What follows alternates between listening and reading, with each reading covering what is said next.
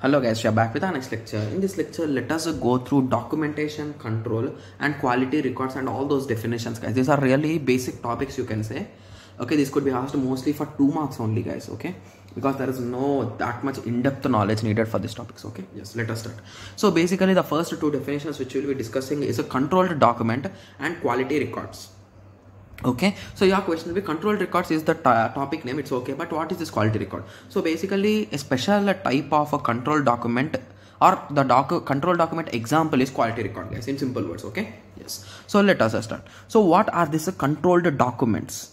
Okay, so I think everyone knows about a documentation, right? So whenever we do a project, about the project we will be writing the documentation, right? Yes, so if you are having some rights for it, like you are controlling the document with some major information about your project, your client and all those things, if they are clearly mentioned in a document and you are storing it safely and you are disposing it whenever it is needed and when you are retrieving, and all those things are done securely. So that concept is called as control document. A document that is currently vital or may become vital for the development and maintenance of the software system as well as for management of current and future relationship between the customer. Hence its preparation, storage, retrieval and disposal are controlled by the documentation procedures. So basically based on your company's documentation procedures. So basically if you want to store it in a public server, you will be storing it. If you want to upload it onto your company's website, you will upload. So based on your company's or organization documentation procedure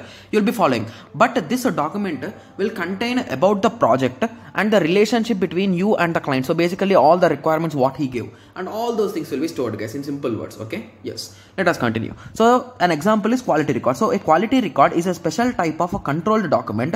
It is a customer target document that may be required to demonstrate full compliance with customer requirement and effective operations of the software quality assurance system throughout the development. So basically your customer will be giving some requirements, right? So he wants that button in that color, this button in this color, like that. He will be giving some requirements based on his project, right? Yes, so all those requirements will be listed in this, guys, in this quality record. Okay, so once the quality record is ready, so if you are satisfying all the requirements in the quality record, indirectly you can say that your software is having a good quality, guys, right? Yes, so this is the both concepts about the control documentation and quality record. Okay, yes. Okay, so what is the objective of managing or creating controlled documents? So why we are going to create them? To ensure the quality of document, to assure its a technical completeness and compliance with the document structure, procedure and instruction. So basically to show that we followed all your rules which you have given, and this is the final product which you can read and understand, and this is our product. So in that way you can showcase it. Okay, to ensure the future availability of the document that may be required for software system maintenance or response to the customer future complaints. So basically assume that your company started a project, okay, and you completed the project, okay, and the customer was not satisfied with your result. So he wants to continue this project with some other company. So in this situation, so whatever programming language you used, whatever variables you used, whatever things you used should be understood by the other company, right? So how can they understand easily? So the one and only thing which is responsible / which helps you is the documentation, guys. Got it? Yes. So to support the investigation of software failures, so even it helps in failure identification also. So assume that you wrote a test case in such a way that it is passing every time, but you missed some test cases. So in this way you can identify things and you can resolve the issues, and maintenance can be done, and many issues can be resolved with the help of this concept, guys. Okay? Yes. Okay. Okay. So typically the document will contain these all things, guys.